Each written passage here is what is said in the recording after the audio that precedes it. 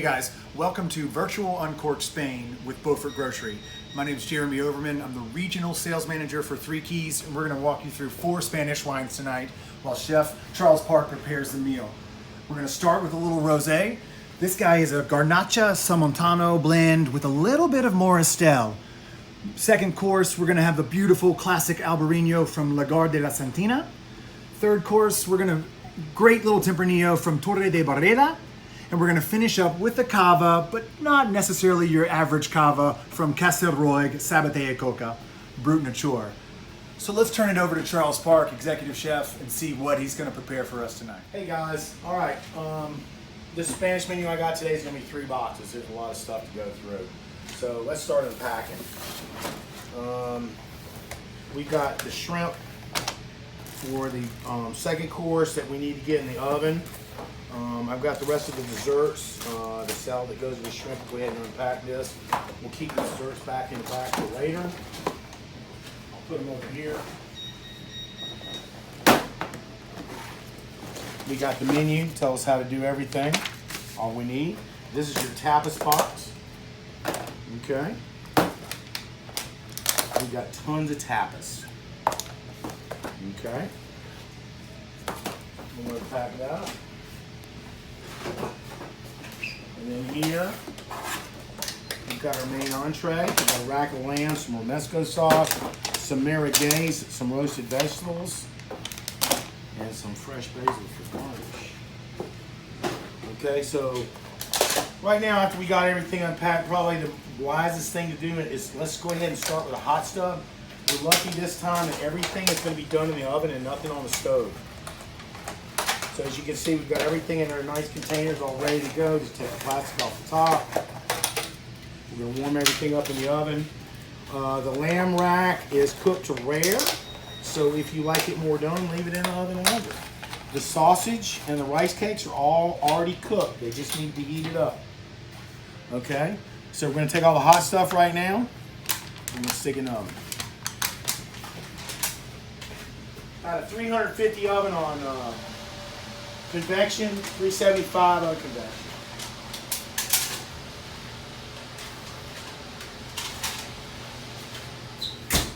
All right, so now let's go ahead and prepare our tapas, okay? So I've got a couple of wine glasses here. This is what we're going to serve our gazpacho in. Let's just go ahead and do the gazpacho. So I got some nice gazpacho I made here today. We'll fill up our wine glasses.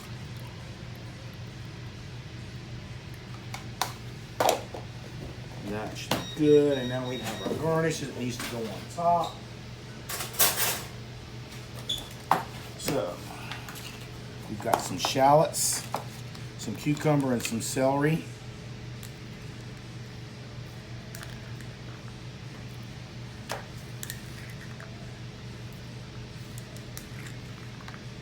There's extra stuff in case you spill it, just so you know. Very refreshing cold soup. Take those and put them away.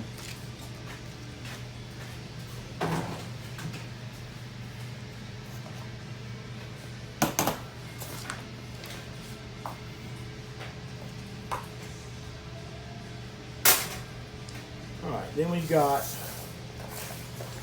platter we're going to serve everything else on.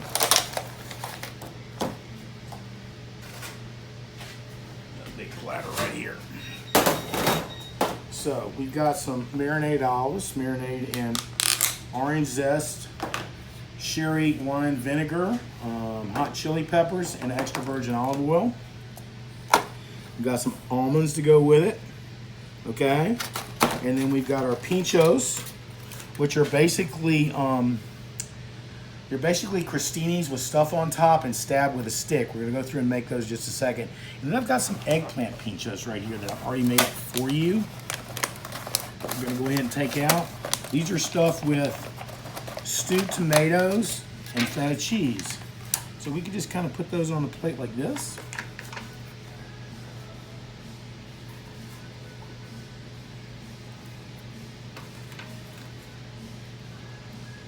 Okay. Now, with our pinchos, we need to remove the bread. And you're gonna see some garlic cloves in there and some tomato. Okay, so all of the grilled bread needs to be rubbed with garlic. Okay, that's gonna add the garlic flavor, but it's also gonna add some heat. Okay, and that's gonna be done for all of them. And do it on the roughest side.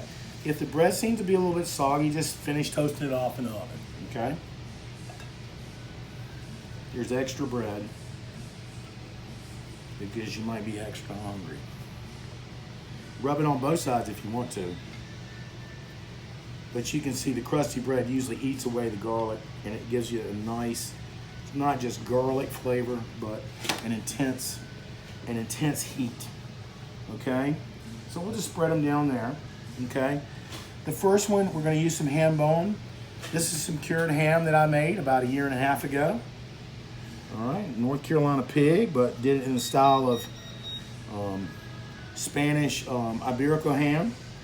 So you're gonna have 4 pieces to make 4 canapes. And then I've got some fresh tuna, fresh local tuna, so I've seared it off. Usually in Spain they'll eat this well done, but I know we don't like well done tuna around here, so just break it in half. That's some beautiful stuff right there. Okay. We'll put that on top. And again, pinchos means sword. Okay, and that's why we have these sticks and swords going in. It holds the whole canapé together. Okay, we'll put the red pepper on top of the tuna. Maybe in a bow-shaped fashion. Just whatever's attractive to you. And then I've got some cherry tomatoes here. We're going to put on top of the ham bone. And then here's where the swords come in. Okay, without the swords, they help keep everything together. Okay, and this is classic of what you would see in a tapas bar in Spain.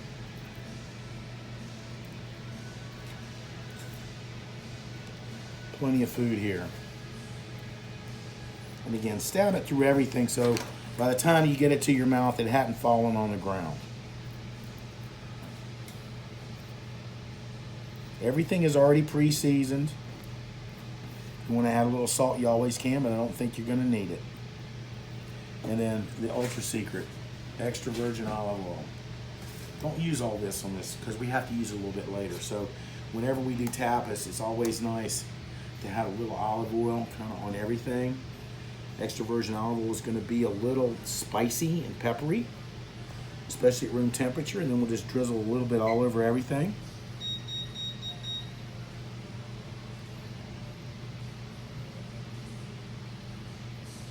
Save the rest for last. All right. Now, as for the almonds and the olives, you go ahead and serve them in their containers here. Okay? Or we can put them in little ramekins or whatever kind of leftover china that grandma left you. Okay? That you've always been guilty about not using. Now's the time to do it. Okay? So there's our tapas right there. I'm going to go ahead and move along with the shrimp. It should be just about done right now. Let's go check it. Some hot towels. A little bit.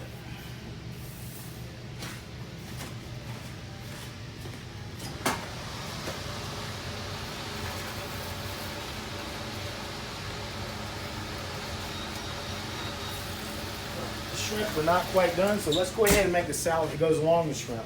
So, we have,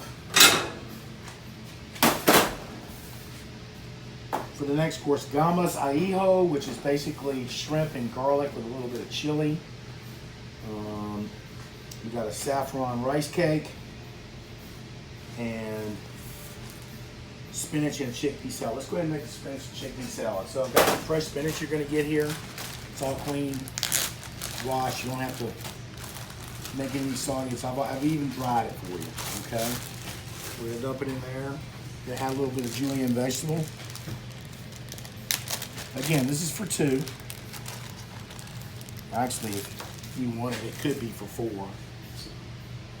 We're going to finish it with some dressing, which is basically a white balsamic vinaigrette.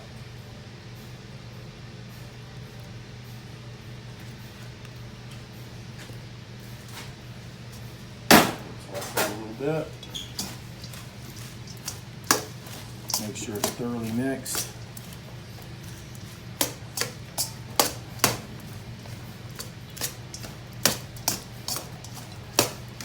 There we go. Okay. Put ours on one half of the plate.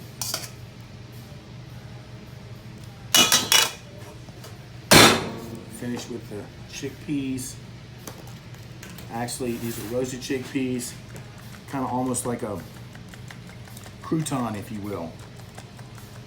Remember something about Spain. Spain is influenced heavily by the Moors, who are from Africa. So a lot of their food is influenced by the people of North Africa. And they eat a lot of chickpeas. So it looks like now all the stuff's ready in the oven. So we'll go ahead and pull it out. We got the shrimp ready. It's nice and sizzly. Check it out. I've got the lamb and the sausage ready. I'm just going to sit it over here and just kind of let it rest. That's our next course. And then the rice cakes, there's one with this course also. Okay, so let's do a plate up. All right, so I got the saffron rice cake.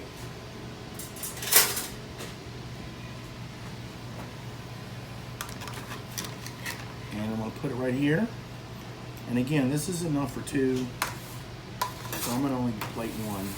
And I got my gambas served. Gambas is shrimp in Spanish. No, it's not langostino, because langostino is langoustine. So gambas is shrimp. And I'm just going to kind of put them over the rice cake. And I've got this excellent butter, garlic and chili butter that's going to go right over the top. And that should, oh, I got to clean my plate. And that should pair perfectly with albariño. Okay? So moving on. Put this over here. Let's go ahead and plate our lamb. Now, I've included vegetables here that in Spain, what you would probably do is eat these at room temperature. So I basically left them out. Okay?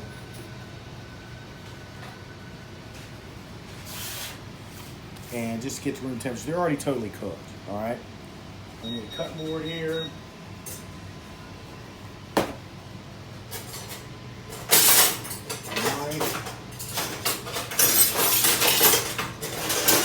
usually in the kitchen I bring more than I need. That's why I'm all junked up right now today. Okay, so let's make a nice presentation with this. So let's take some asparagus. Maybe we'll lay it on the side. We got some grilled cabbage.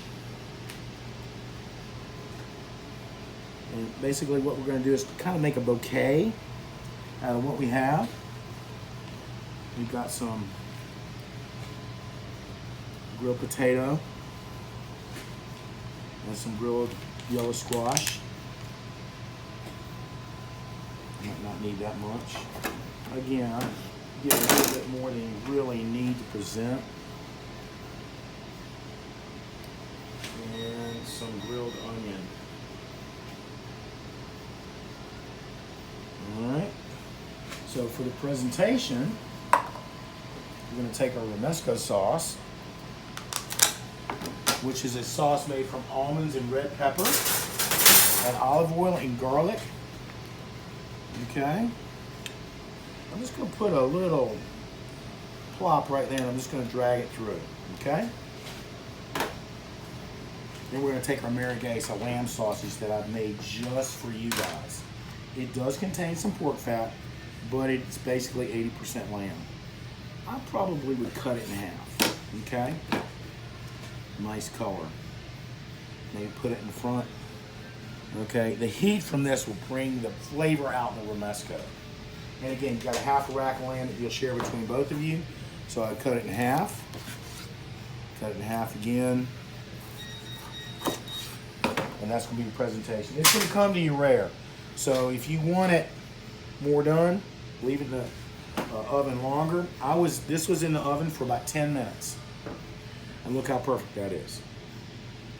All right, for the piece de resistance, we're gonna garnish with basil.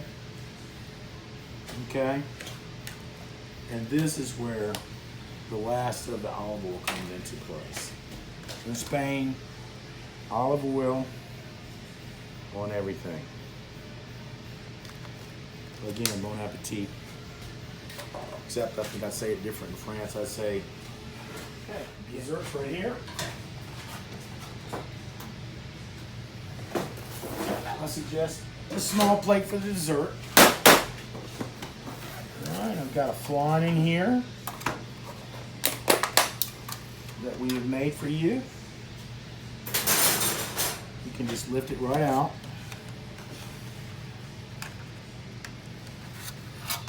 And put it right on the plate.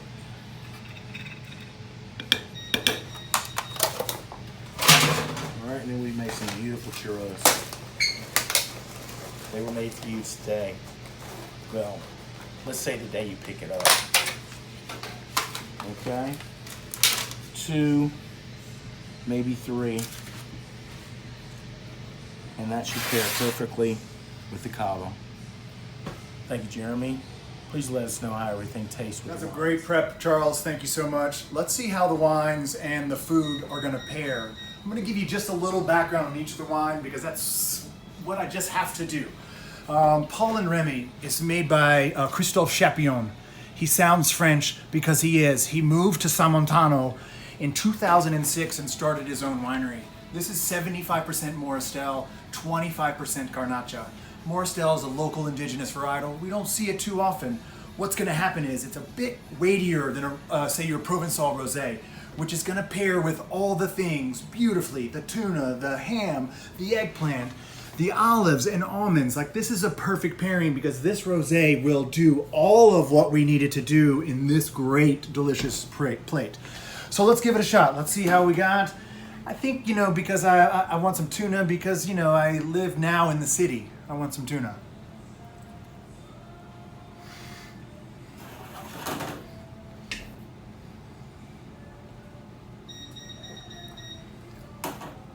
Perfect pairing, as always. We're gonna have gambas ahijo with a little albarino. The thing I love the most about albarino is from Rias Baixas. Rias Baixas is the other end of the Atlantic Ocean from where we are, so it makes sense that it would go great with seafood. It just makes sense.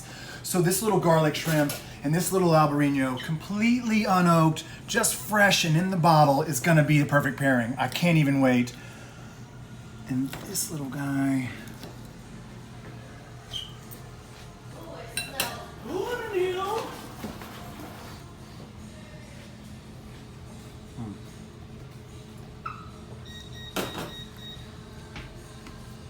Always, chef. Always. Killing it. Next up, always one of my favorite courses. Anytime I can have lamb, I'm very excited about it. And I think lamb and Tempranillo is the perfect way to go.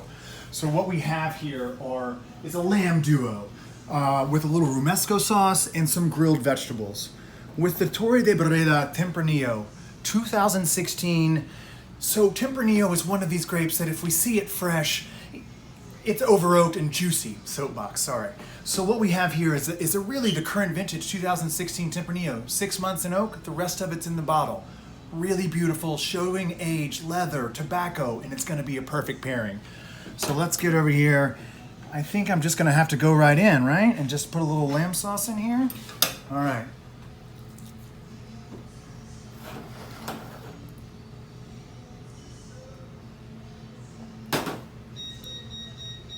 Killer, Charles, always. You guys are gonna love this. Try the Marigues. Oh, yeah. Here, you hold, we'll put that right there. I'm just gonna grab the whole thing because I don't have a knife. Excuse me. A little spice, right? Just enough, just enough.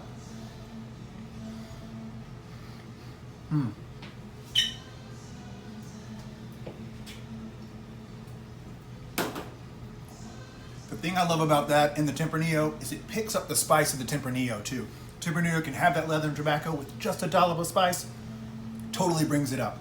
Perfect pair. Who says that bubbles are just for celebratory? We can have bubbles any day of the week, like celebrating dessert from Virtual Uncorked Beaufort Grocery. I'm into it.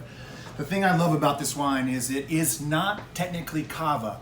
These guys left the DO of cava because they're tired of the $6, $5 Rite Aid and Walgreens cava. So in order to be Corpinat, just a little nerd fact here, in order to be Corpinat, you have to be 100% organic, 100% vinified on the property. It also has to be Method Champenois or Traditionnel for 18 months on the lease. Disgorgement date on the back. This was disgorged in August of 2019.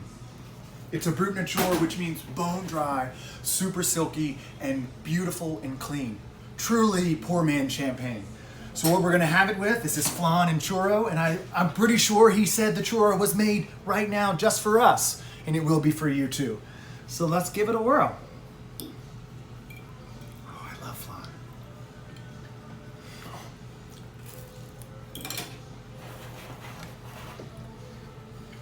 Wow.